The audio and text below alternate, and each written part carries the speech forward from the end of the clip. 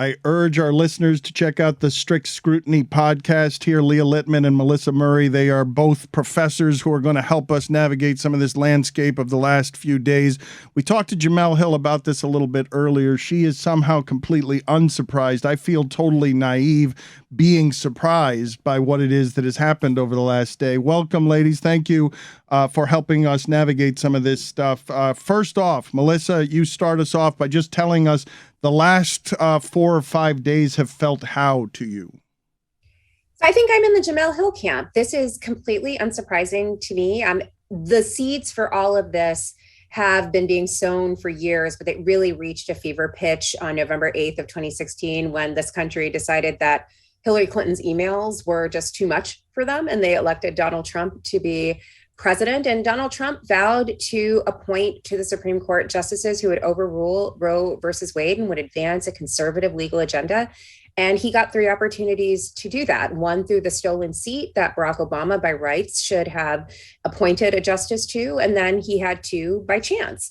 And that basically set in motion this conservative 6-3 supermajority that has, in the space of one term, laid waste to 50 years worth of precedent. And that was just last week. This morning, Monday, they laid waste to a number of precedents dealing with religious liberty and the Establishment Clause and government speech. So, this is a court that can flex its muscle in whatever ways it wants to because they have the numbers to do so. And I don't think they really care what we think. Leah? I'm also in the not surprised camp. I think while I'm not surprised, it has been deeply sad to read about the immediate consequences for so many people from Roe being overruled, because once that happened, several states had trigger laws on the books that immediately went into effect, given that the court formally overruled Roe versus Wade. And then in other states, states had been enacting restrictive abortion laws for the last 40 years, but basically all of those laws had been enjoined. They couldn't be enforced. But then after this decision, states were running off to the courthouses, asking the courts to let them enforce these laws. And so then we got stories about clinics having to cancel appointments and tell patients that actually they couldn't perform these procedures. They might have to travel, 1,000 miles in order to obtain an abortion. And just reading the reactions was really a gut punch. Melissa, how scared are you about what's happening in this country? I mean, again, I'm not scared because I think I have seen this coming for a while. Like, none of this should be surprising. All of the seeds for this were laid. Like, we knew this was coming. What's scary to me is not that it's this happening, but that it seems like there's very little we can do to stop it, right? So, the questions about what we can do about a court that's really out of control are pretty limited. And one of the things that's so interesting about this opinion is that the court says they're simply removing the question of abortion and sending it back to the states for democratic deliberation. But the court, through its own decisions, has effectively dismantled the infrastructure of democracy that would allow true democratic deliberation to actually happen. In 2013, the court dismantled a major portion of the Voting Rights Act, the preclearance provisions, which makes it easier for states to pass suppressive voter laws that make it harder for individuals to register their views at the ballot box. Just last term, Justice Alito, who wrote the majority opinion in this abortion case, wrote an opinion that essentially allowed states to limit the rights of minority voters to have their votes heard and registered at the ballot box. So all of this has been happening for a while. Gerrymandering, suppressive voter laws, that's the thing that scares me, because traditionally it's the democratic process that would be the way to respond to a court that is out of control. Leah, do you think the protests are going to end up being powerless? I think that the protests are not sufficient, right? This is a court that largely feels it is insulated from public opinion, in part because, we have an electoral system that enables minority rule. The Electoral College allows presidents to win the presidency even when they lose the popular vote. Because of the Senate, you can have a majority of senators confirm a justice, even though they represent substantially fewer Americans, than the senators that actually oppose the nomination. And so protests are important, but they are a first step to organizing and actually obtaining political power and reforming our democracy so that it is more responsive to individuals and the will of the voters. Like, this court and Republicans who are committed to minority rule are not just going to look around at the protests and say, yes, the fact that a majority of Americans, oppose this agenda is enough for me to stop.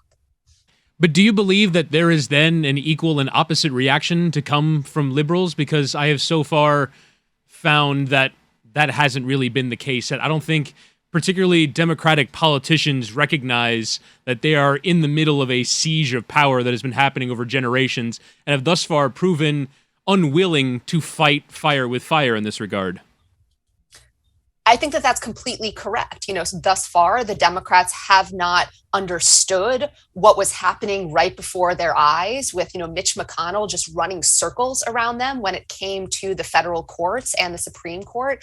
And they knew this was coming. We saw a leaked draft of this majority opinion over a month ago. And still, it seems like the Democrats have not settled on a message about what exactly they are willing to promise voters they will do in the event that voters actually did allow them to retain control of the House and increase their majority in the Senate. And I think that is very much missing, a lack of a plan or a lack of a clear communicated plan to voters, from the Democratic Party, telling them what they would do in the event that they, were able to retain power or actually increase it.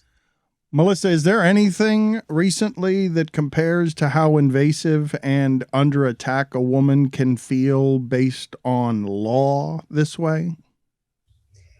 This is pretty bad, and I don't know that it has any other recent analog. It's been the course in our history that the court, if it does speak to the question of rights, it's to expand rights. So, for example, in 2015, the Obergefell decision expanded civil marriage to include same-sex couples. The idea that the court would take a right that previously had been conferred and then withdraw it, like that seems wholly unprecedented. Certainly, we've never seen anything like that in our lifetime. And for the court to do that while comparing what they're doing to Brown versus Board of Education overruling Plessy versus Ferguson is particularly rich, maybe even a little ghoulish. They're presenting these as though they're analogs when I think they hit a little differently for the people who will directly feel their effects. Leah, you were shaking your head at something she was saying there. Yeah, the court said in overruling Roe, we, the Supreme Court today, are acting the same way the Supreme Court acted in 1954 in Brown versus Board of Education when it overruled Plessy and said states could no longer operate segregated public schools. But that's just ridiculous.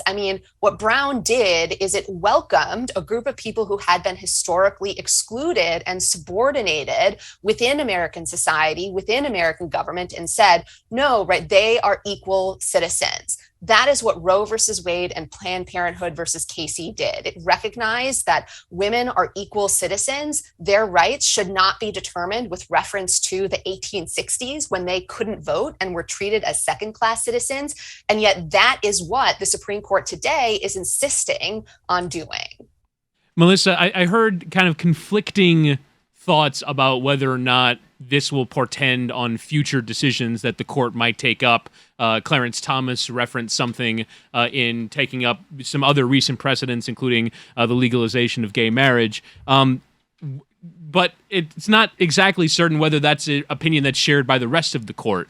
What for you do you think this decision portends with other precedents that have been established recently using due process as the main basis for the justification? Well, I'll say the one silver lining of this entire suite of opinions laying waste to 50 years of precedent was that Justice Thomas said the quiet part out loud. And he said that he thought the court should go further. and reconsider Obergefell versus Hodges, the decision that legalized same-sex marriage, Lawrence versus Texas, the 2003 decision that allowed for same-sex sexuality, and 1965's Griswold versus Connecticut, which permits a right to contraception. The majority opinion by Justice Alito went to great lengths to insist that just because they were overruling abortion on the grounds that the abortion right was unmoored from constitutional text and not deeply rooted in the traditions and history of this country, that logic did not extend to these other rights, the right to contraception, the right to same-sex marriage, the right to same-sex sexuality. But that is absolute gaslighting. All of those rights, including the right to abortion, are underlaid by this guarantee of liberty from the 14th Amendment's Due Process Clause. And if Roe is constitutionally suspect, then Obergefell, Griswold, and Lawrence are similarly suspect. And Justice Thomas essentially said, yes, the court's unwilling to do that today, but I think we should go further. And you're right, he didn't get any other takers for his majority opinion, but I don't know that it's necessarily intended for his colleagues. That opinion is intended for an audience outside of the court and in the lower federal courts, where Justice Thomas has his acolytes, his former clerks who are now current judges on those lower federal courts, who will steward and husband these ideas in a series of lower court decisions so that when it again percolates up to the Supreme Court, they will be packaged and perfected, and those ideas will find a willing and receptive audience with 5 justices of the court. It is only a matter of time. It is a near certainty that abortion will not be the end. It is just the beginning, and these other rights are similarly in danger.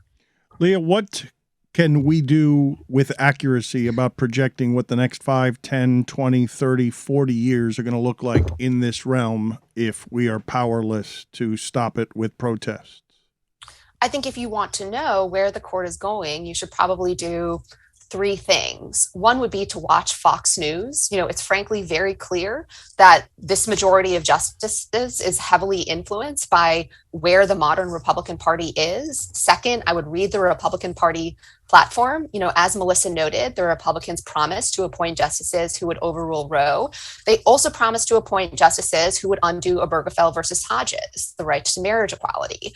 And, third and finally, if you, again, want to peek under the curtain, I would follow along, either looking to see what conservative commentators, conservative legal commentators are advocating, or follow podcasts or writers who do. They will clue you in on where the conservative legal movement might be going next. But best guess, though, on whether we just overturned 50 years of law and are going to get stuck with blank number of years of this is the new normal. We're living with this for a while. I mean, this is a court stacked with people who are 50 and apparently they do CrossFit. They're going to be around for a while. We've had a few additions to the court. Justice Jackson was appointed and confirmed just this year, but that doesn't really change the numbers game here. It's still a 6-3 conservative supermajority, and it will be for the foreseeable future unless we see some serious action, either because Congress remains in the hands of the Democrats and their majority in the Senate widens, and if there is a Democratic president who can continue to appoint justices.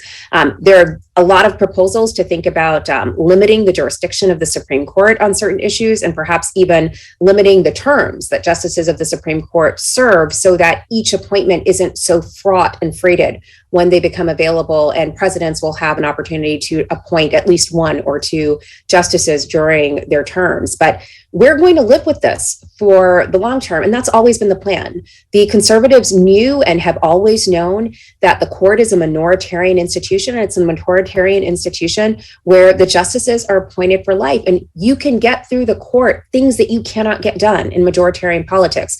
When Donald Trump tried to repeal the ACA and John McCain voted thumbs down, the first thing the conservative legal movement did was file a lawsuit in a district court in Texas to challenge that so that it could be undone through judicial fiat, not through the democratic process. It is a way to thwart domestic agendas using courts, not using Congress.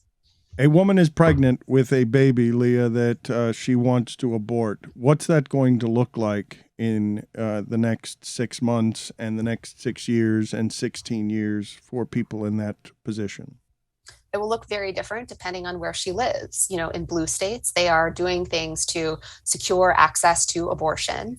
In other states, however, she might have extremely limited options. She might be living in a state that even prohibits doctors from informing her how to or where to obtain an abortion. So for some people, it will continue to be easy. For others, it is going to involve a considerable amount of research, as well as expending time and resources to leave the state, possibly multiple times, in order to obtain that kind of care. And if and when Republicans win control of the House, the Senate, and the presidency, it could very well mean women in the United States have to leave the country in order to obtain, legal abortions. To add on to what Leah is saying, when she does carry that pregnancy to term, in most of the states that are inhospitable to abortion, they're also inhospitable to paid family leave, to subsidies for childcare, to Medicaid expansion for those women who are not able to have private health insurance. So the picture looks bleak across the board, and pro-life seems to be pro-life for only part of the life. The rest of the life seems to be unattended to. Melissa, what do you say to the religious person who says we must protect the most vulnerable, the fetus must be protected? The response is what to that? I mean, I grew up in Florida. I grew up around individuals who are religious. I grew up attending church. I understand this argument, and I think it's a powerful one for people of faith. Like this idea that abortion is tantamount to murder. I mean, I understand where it's coming from. But again, I come back to, if you're going to be pro-life for the whole life, right? You can't be pro-life and oppose abortion, but be in favor of state violence against Black people. You can't be pro-life and be against abortion, but be in favor of the death penalty. You can't be pro-life and be against all of the public subsidies that people are calling for to help them live a better and more healthful life. Just marginal things like the expansion of Medicaid, the opportunity to stay at home in the first couple of months that your baby is born. I mean, these are not radical socialist programs. These are basic things that other advanced democracies have that we do not. And I just don't think that you can consign an individual to carry a pregnancy to term without also considering these other aspects of what that looks like for that person during the course of her life and then the child's life. For those who do not know, Leah, what would you like them to know about the Strict Scrutiny podcast? It's about the United States Supreme Court, the legal culture that surrounds it, but what else do they need to be knowing? We try our best to explain the impact that the court's decisions have on people's lives, and also to explain the reasoning that the court used to get there, to both lawyers as well as non-lawyers. And I think given the amount of changes that the court has made just in the last year, we are trying to get people up to speed with where the court might go next. Appreciate the insight, ladies. Thank you for being on with us. Thanks for having us. Kyrie Irving. Vanity!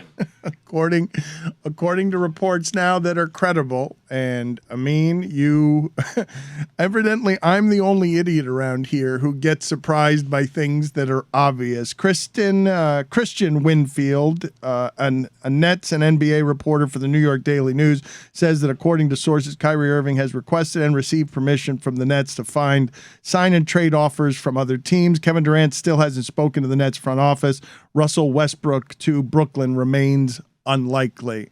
What are you laughing about, Mike? You're just laughing at yourself? You're laughing at Al Pacino? Or are you just laughing at the world burning? Yeah, you know that scene in Dumb and Dumber when Lloyd is riding the moped after he just like nuked Harry's insides with a bunch of laxative?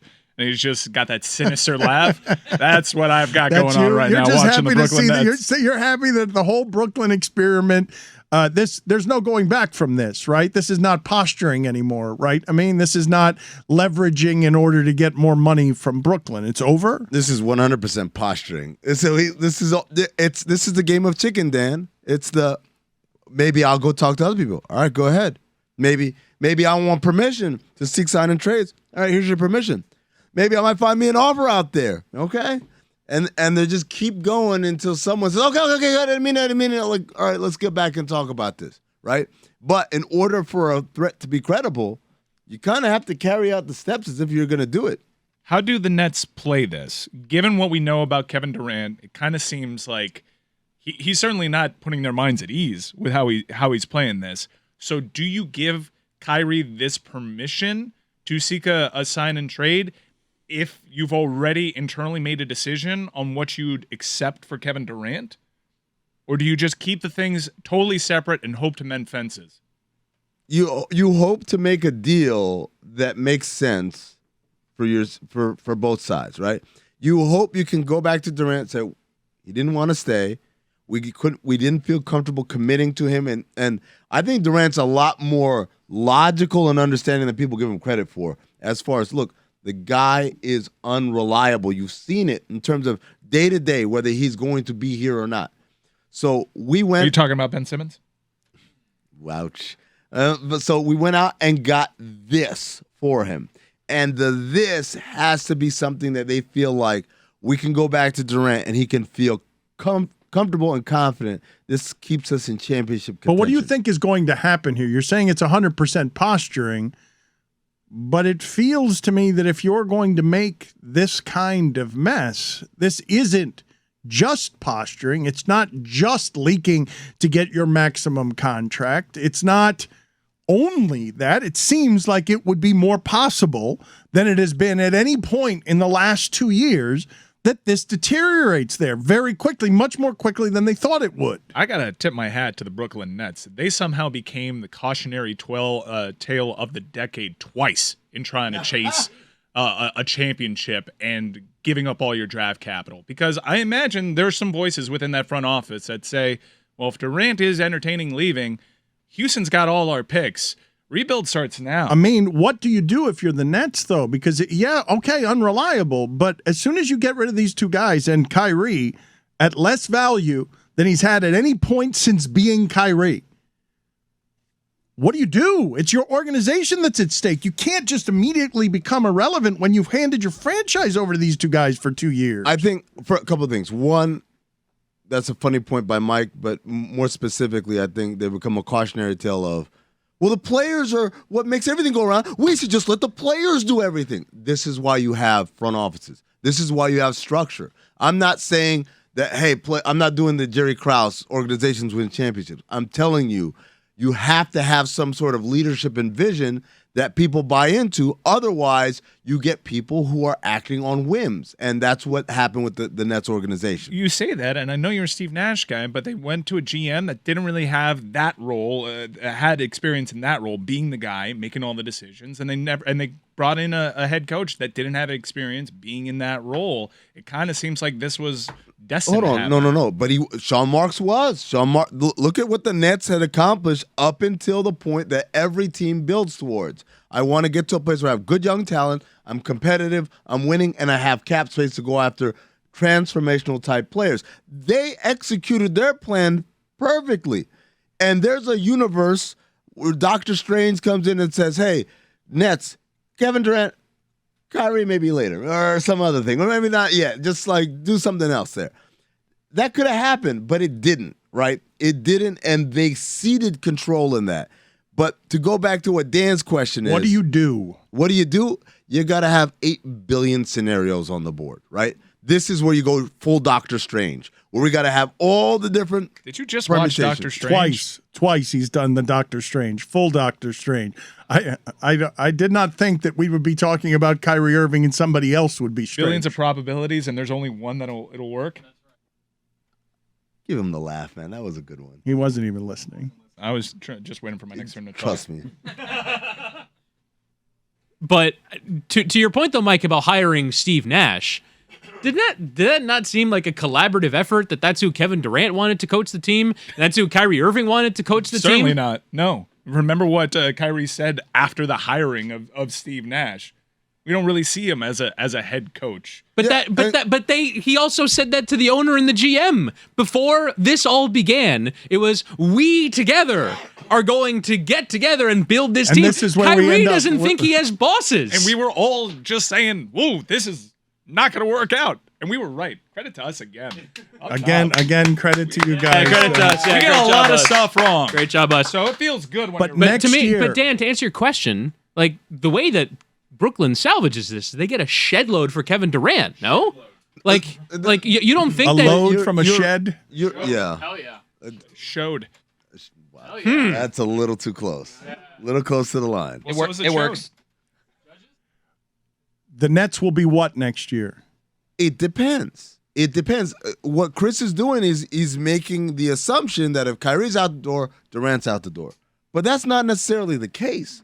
There is a universe where you get enough of a return on Kyrie. Maybe not what market value should have been for a guy of his caliber, but good enough players in return where Kevin Durant says, okay, we got this. We've got Joe Harris and Ben Simmons, who didn't play last year, coming back. We've got Seth Curry. We can bring back Andre Drummond on another minimum.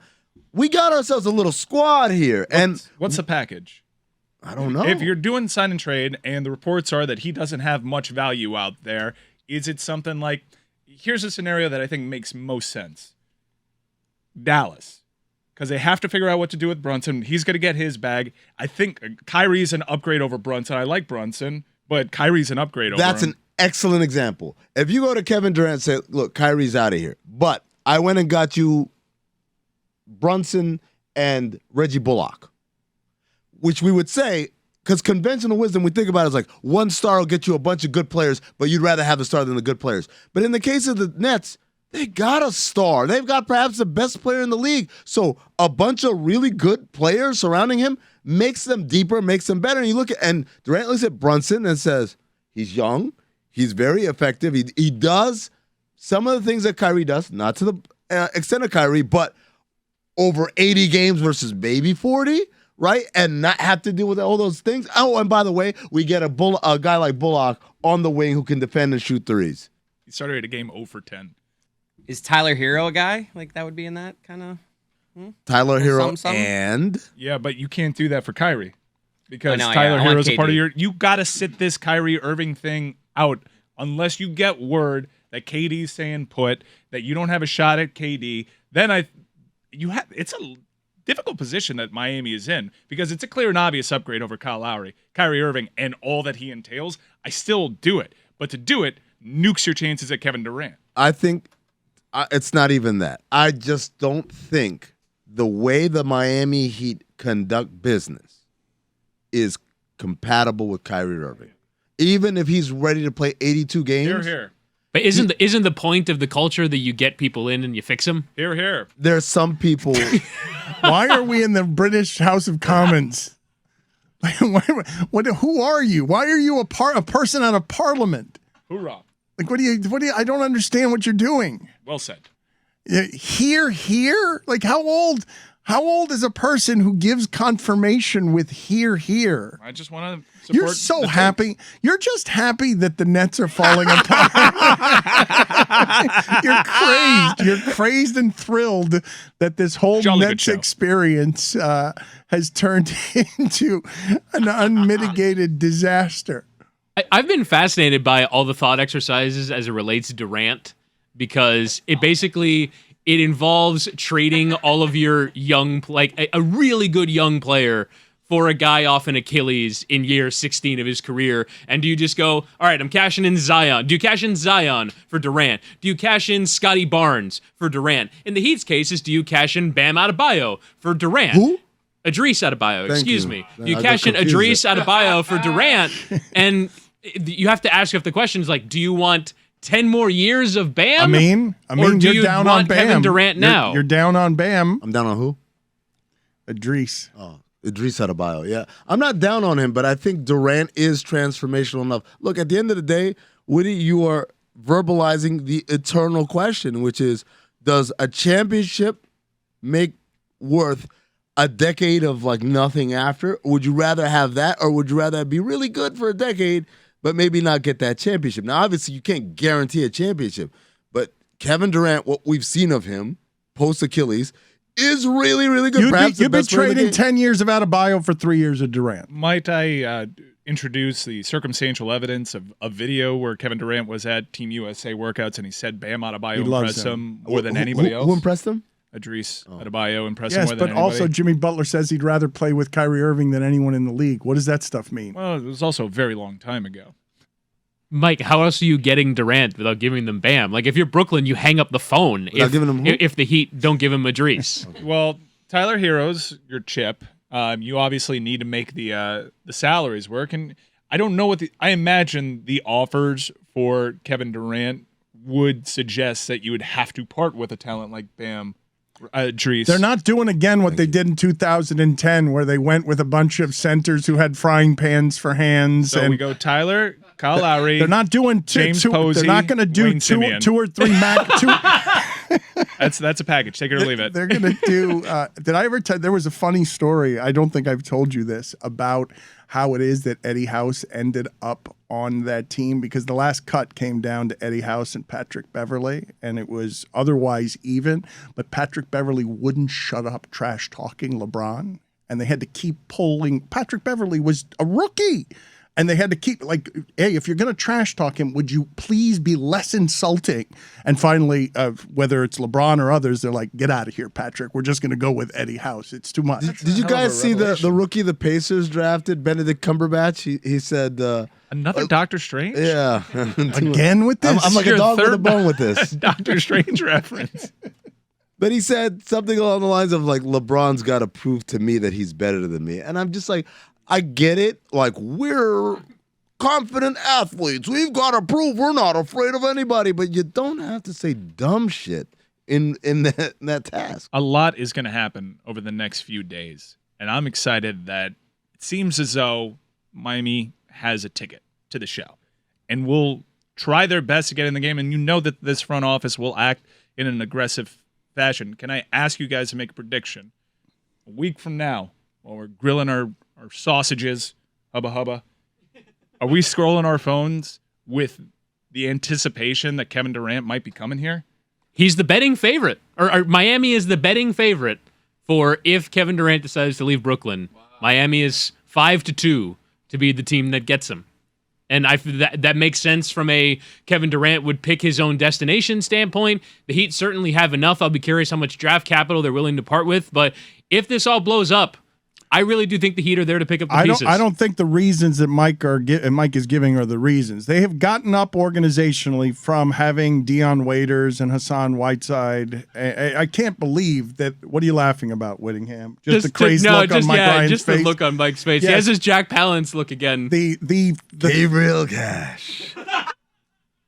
The thing that works in Miami's favor on Durant is the story I've told you guys before, that he did come down here and the meetings on recruiting before he chose Golden State were exceptional. And one of the things that he bought in on most was the Heat telling him the game is made too hard for you in Oklahoma City. We will get you shooters. We will spread it out. We will make you're the best player in the league, but the way you get your shots is too difficult with Westbrook. We will make that easier. And he's like, great idea. I'm going to Golden State. Yeah. You convinced me. Damn it. Golden State, do that thing he talked about. Do that thing. But instead of Mario Chalmers, do it with Steph Curry. Foiled. My whole take on this Brooklyn situation as Miami, if I can make another movie analogy, is that scene in The Wedding Singer. Oh, for the where love John of God. Lovitz goes, he's losing his mind, and I'm reaping all the benefits.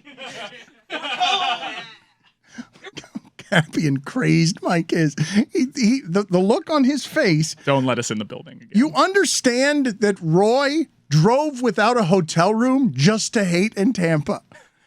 And Mike Ryan is just watching what's happening with Brooklyn. Suddenly they're more interesting than they've ever been because it looks closer than ever to coming apart. I'm the little girl looking into the camera as the house or playground burns behind her. I am loving this.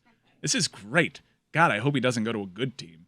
It's staggering that Kevin Durant is available. Like that it's even a possibility. I know I mean what you're saying. Like, but they seem like they're a package deal. Like, I really do think that if Kyrie Irving comes unstuck from Brooklyn and he goes, that Kevin, like, that was the whole point of him going there, was to change the paradigm in Brooklyn.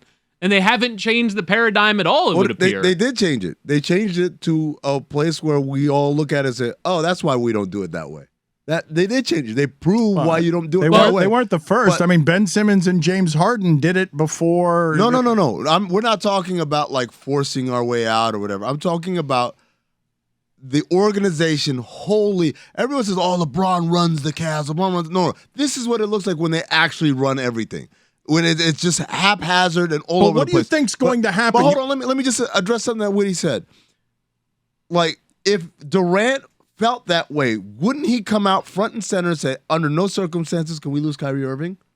Why do you think he's playing it coy? If He's not, doing the ghosting thing. He's doing the LeBron thing. The I don't want this blood on my hands. It's straight out of the LeBron playbook. It's not the blood on the hands. It's the opportunity to sit back and see what the outcome is when the dust settles and say, oh, kind of like that one better. All right. As opposed to going out there, supporting Kyrie very vocally and say, oh, we need him back. We absolutely need him back. And then, like, nothing happens or they end up getting better. And now you got to look like the guy say, oh, Kyrie, sorry, but not sorry. You said it's 100% posturing. That means you see a scenario where Kyrie ends up back with the Nets. Yes. I'm not saying 100% posturing because part of the posturing You did is say 100% posturing. you have to. You asked me if it's posturing. I said yes. I absolutely believe it's posturing. But part of posturing is sometimes you got to carry it out. Like, I don't want to. He doesn't want to leave Brooklyn. But at some point, in order to have your word preserved and your value preserved, if he believes in a certain number as being his value, you have to go through with the threat, even though you didn't want to do that. And the other part of this to remember, and this is important, is that Kyrie is not represented by a super agent. He's represented by his stepmom. And so there's an element to all of this posturing, leaking of stuff, that is very, very my first leverage negotiation. How do I know that? Because they named 6 teams, right? The Lakers, the Clippers, the Heat, the Celtics. No, the Knicks, the Mavs, and the Sixers. Knicks, Mavs, and Sixers, right? Celtics were on the list, too. They weren't among the 6. Maybe they. Well, okay, then Celtics. Kyrie Irving back to the Celtics? That would be great. They threw out names of places. Think about Sixers. In what universe? Yeah, he wants to go back with Harden. In what universe? Like, it's just saying, ooh, what are teams that Brooklyn wouldn't want us to be on? That's all it is. They picked teams that they felt like Brooklyn would not want that to, I don't want to see them in division. I don't want to see them across the East River. But the reality is, of those options, like the Knicks and the Lakers seem the most desperate. Clippers less so, a little bit there. But then none of those places really have options to say, what's the Sixers going to send them back? James Harden. Right. Like, it doesn't make sense. And so there's a level of lack of sophistication to this trade demand that tells me, they're just trying to feel wanted. They're just trying to say, you won't go out with me? Oh, well, I don't know. Philly's been calling me and they look hot. Like, that's all they're doing. There isn't a scenario here where Miami doesn't come out smelling like roses. I'm loving all of this. Oh, I mean, if Kevin Durant goes somewhere else in the East, that could be a problem. That'd be bad depending on the team. Yeah. But then I'll talk myself into Gordon Hayward again. And look, I'm a quote my guy Perk. It's like, if Durant's going to leave, is there a team in the East that can offer a better package than the Celtics? Right? Like, if he's going to leave, like, hey, and this is an opportunity to win and play for a guy that you know, because Ime was an assistant coach in Brooklyn, and a team that just went to the finals. I mean, I guess Durant might feel, again, it's one of those, here we go again. At least they lost this time. That helps. Well, and they'd have to trade the pieces so that he wouldn't be joining everybody that they already have over there. Well, the idea is one of those guys, right, would have to go. But whoever's left is still a damn sure better. Oh, his is going to be a giant package, though. Durant, you're not going to be able to get Durant cheap.